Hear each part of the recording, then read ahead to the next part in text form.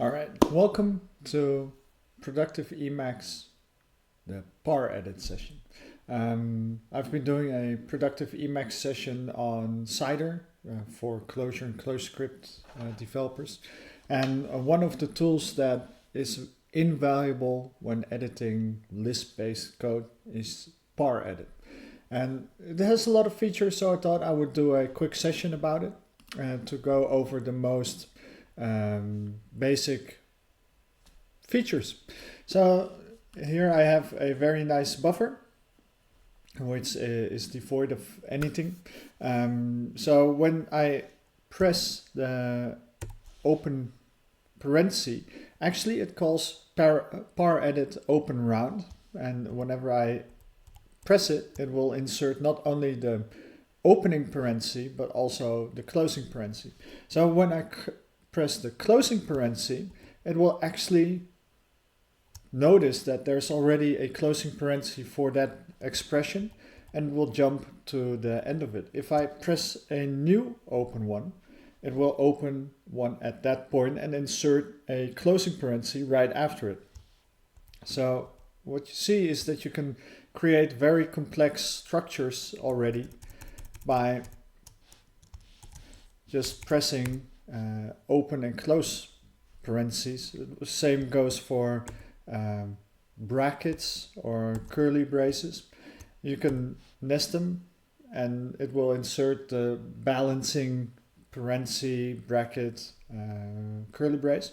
But the nice thing now, if you would say I press the closing parenthesis while you're not within a parenthesis based expression or a parenthesis based construct, it will actually go over the closing entity of that part of the expression. So in this case we're on the curly brace expression. If we press the closing parenthesis, it will jump over and you basically navigate to the end of the expression. So at the end we are outside of the expression, and pressing the closing round will actually cause it to be called, but it will have no effect. So you basically are left with a valid construct in the sense of expressions, and you can from any point just jump over the closing expression part. So when you kill or delete, it's much nicer. When you delete the opening parenthesis, bracket, curly brace, it will also, when there's no other data inside of it, close that parenthesis. If there's any data inside of it, it will not allow you to remove it. So you can never on accident destroy your valid syntax.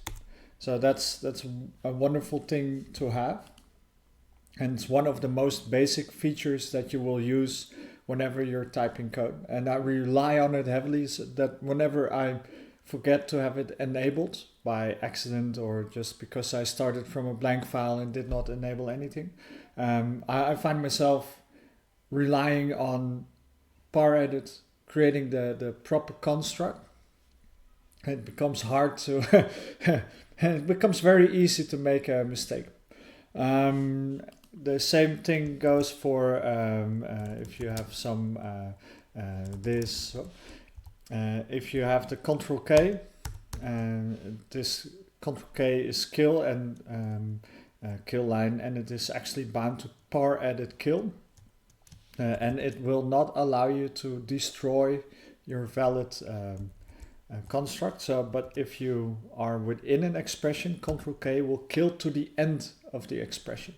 So whenever you have something that is nested, say this, that, sum, and you are at the sum, you press Control K, it will delete from the that expression the sum, but it will keep the rest intact. And if you're at the front of the line, it will just kill everything. So it's a wonderful way to edit within the scoping that you have. Same thing goes for the quotes. Quoting is always quite difficult, it seems, even though it seems like such a simple thing. So we have a string this, that, some more, and if you kill it from within the string, it will only kill to the end of the basic expression that we have there. So we can just add some more like this. And what would happen if we add a parenthesis or a brace or whatever? It notices that it's in a quoted expression and it will not apply the same logic. But when we press a quote, it will actually add the quote in an escaped form. So you can you can be sure that you will never create an invalid construct like that. But if you're at the end of a string and you press the quote, it jumps to the end after the expression. So it closes the expression. So the navigation between parentheses and quotes is basically the same, except for quotes will be escaped from within the same construct. So let's kill that part, this, that, some more. There's also, let's take a look. Yeah, we can wrap me. I need to learn how to type. So when you press a meta opening parenthesis, it will wrap the current word into that form. If you do the same thing with the quote, double quote, it will wrap that word in quotes. And that's very nice. It allows you to quickly go from a sentence or a word to a valid expression or a good string. If you have something like this, that, you can say quote that, and it will quote the entire expression that you're at. So you can in one go quote out an entire part. Same goes for commenting. You can add some comments to it. Paredit comment Dwim. You can add a comment to a construct. It's very nice. But there's more to it, of course. And that is the aptly named slurping and barfing. You just have to come up with these names, right? So let's say I have this, that, some more. And I want to add this some more to the this, that expression. And there's actually you need to, I guess you need to take a look at it from the standpoint, you are that expression and you want to suck in the other expression into what you have, and when you don't want to have it anymore, you can barf it out. The key binding, the default key binding is control closing parenthesis and control opening parenthesis. No, I messed up. And the control opening parenthesis will move the left way, and closing parenthesis will move the right way. So you can slurp both from left and right. And barfing is actually the curly brace. I always forget the name. So if you want to slurp to the left, you press Control and the left parenthesis. And if you want to barf to the left, meaning to move the parenthesis from left to right, you press the curly brace. If you want to slurp from the right to the left, you just press the the closing parenthesis, and barfing is the same with the curly brace. So you can expand and contract your expression based on those keys, and it's a very useful way, because when you're editing code in ClojureScript, most of the time you want to write something and then suck the thing that is to the right of it into it. There's also a binding to the arrow keys, I believe. Let's see, Control Shift right, Control Shift left. So right would be the forward slurp, and left would be the forward bar, which is the same as the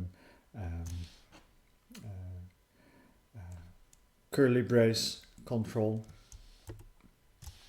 So extremely useful. You can play with it for hours. It takes some time to get your head around it, but it is an extremely useful way to build your expressions and to work with your expressions. So what else do I have on my list? I have structural navigation on my list. And what that basically means is that as the Paredit ensures that your structure is always valid, and we can have something like that with key value, perhaps there's even a more blah. And as you notice now, I'm just using the arrow keys, but that's not very productive. Actually, the Control Alt command, in my case, forward and backward allows you to jump over expressions and allows you to navigate structure. So that's forward and backward, but when you're on something, you want to go into it. And there's here is a Mac versus Emacs thing. Paredit has it bound to Control Meta D, which is down. But when you have a Mac, where's my cursor? And you have a word selected, if you press Control Meta D, it will pop up the dictionary, and it allows you to look up a word. It does not happen when you're in Emacs, because Emacs should get the binding, or the surface is not working or whatever. But the macOS has hijacked the Control Alt D.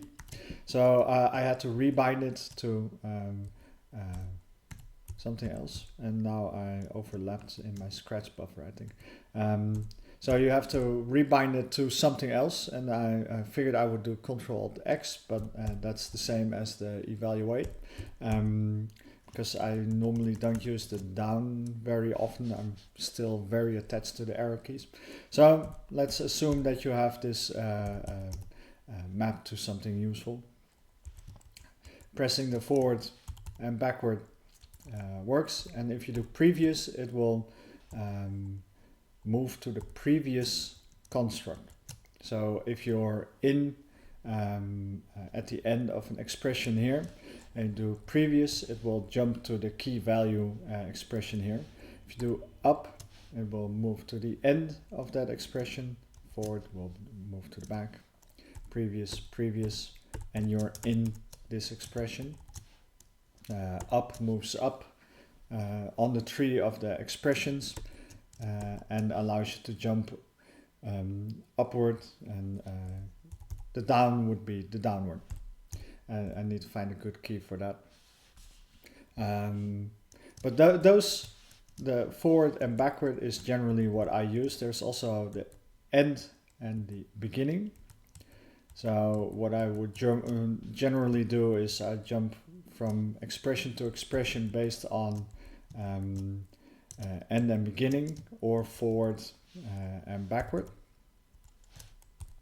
And that's what I use. It allows you to rapidly jump around, and that's, yeah, it's a beautiful thing. It works Great. Then there's things like splicing, which I personally do not really use at the moment. But what you see here is a function that takes two functions as parameters given this construct. If you press meta up, it will remove the outer function or the outer expression and move all the expressions within that one expression to top level. And if you press down, it will make the top level expression and removes all the bottom expression. So when you are in an expression and you press meta down, it basically removes that expression and its sub-expressions from the tree. If you go to blah, you press meta down, it removes it. That when you're inside of it, the key value, it removes the key value.